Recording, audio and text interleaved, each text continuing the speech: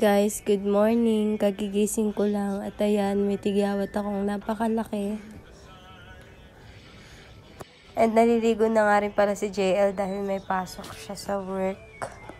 Ayan, konting ayos lang muna para paglabas maayos ang ating itsura. Sarap nga ng tulog namin guys dahil napakalamig ng panahon ngayon, sobra. Para kang nasa Tagaytay. Dahil nga malamig ngayon, ayan, nagtimpla na rin ako ng kape, bagay na bagay sa panahon ngayon. Pagpasensyahan nyo na rin nga pala guys yung boses ko dahil may tonsil ako at ang sakit ng lalamunan ko guys. Kakainom ko nga siguro ng mga malalamig. Sobrang hilig ko kasi sa mga malalamig guys. Kaya ayan, natsyempohan tuloy. At nauuna na nga rin palang nakain si JL guys kasi napasok siya ng maaga. Binabaunan ko nga rin pala siya guys ng kanin para may pangkain pa siya mamayang tanghali. Para ulam na lang yung bibilhin niya. Ayan, kikis daw muna bago siya umalis.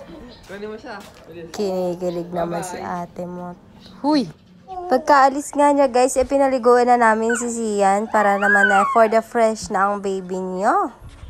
At napakalikot nga niyang bihisan guys. Buti na lang kapag pinapanood mo ng Cocomelon, natahimik siya. Minsan talaga ang sarap magkaanak pero minsan talaga ang sarap din ibalik sa tiyan. Charot! Kapag pala talaga nalaki na sila at nagkakaroon na sila ng isip, sumusobrang likot na talaga.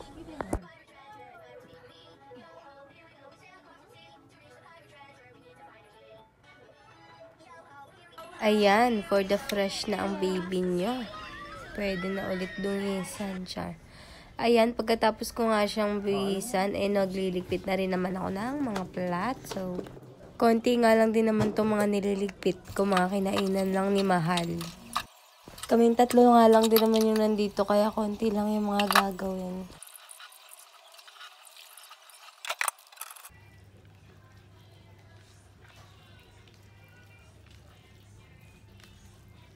Pagkatapos ko nga magugas na alala ko, hindi pa pala nakain yung manok.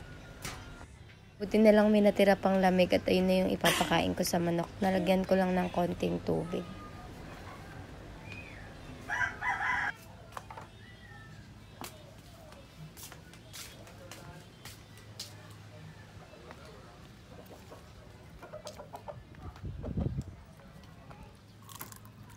Talaga nga namang binubusog ko to guys dahil kakatayin ko na to Charot. Alaga ni tatay at nanay yan. At ito naman ang alaga namin sa bahay na napaka-cute. Sinilip ko na nga rin pala tong isang to at naririnig ko ang nagmamanyan ha. Mabilis kasi siya magsawa sa mga pinapanood niya guys. Di siya tulad ng ibang bata na hindi na may alis yung mata sa cellphone. Pero for the goods naman yan guys, para hindi rin siya masanay sa cellphone. Nalagay ko lang po dito.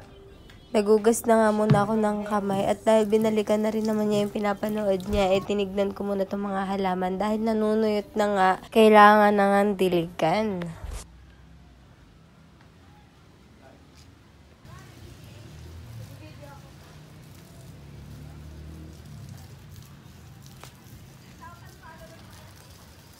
Sabi nga nila parang tao din tong halaman na kailangan ding diligan dahil nauuhaw sila. Parang tayo lang din kapag nauuhaw kailangan uminom ng tubig. At syempre para masaya rin ng mga halaman. At hindi mukhang nanunuyot. At syempre winarisan ko na rin tong mga konting kalat. Dahil nga maraming puno mayat-mayat hulog yung mga dahon. Kaya kailangan talagang walisin. Malinis naman siya guys, kaya lang hindi ako kontento dahil may mga nahuhulog pa ang dahon-dahon. Tsaka para mas malinis tignan yung harap guys. Iniipon ko nga lang yung mga basura guys kasi susunugin ko rin naman.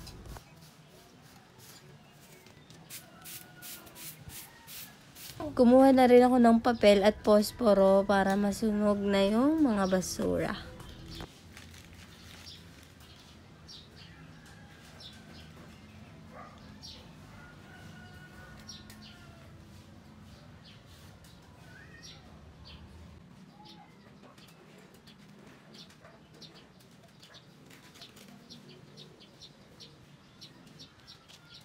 Sabi nga ni mama, damay ko na rin daw tong mga basura sa likod. Nasunugin na rin daw namin. Sabi ko nga isamahan niya ako at sunugin na rin namin yung mga basura para naman mabawas-bawasan.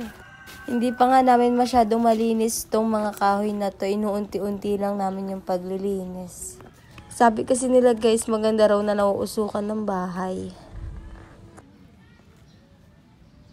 Kaya lagi rin kaming nagsisiga rito guys.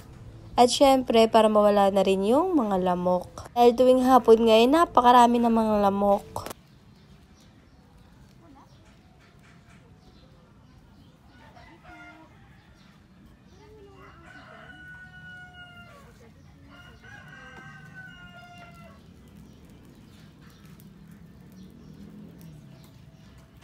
Pagkatapos nga namin magsiga, ibinalikan ko na rin tong batang to dahil nagugutom na nga.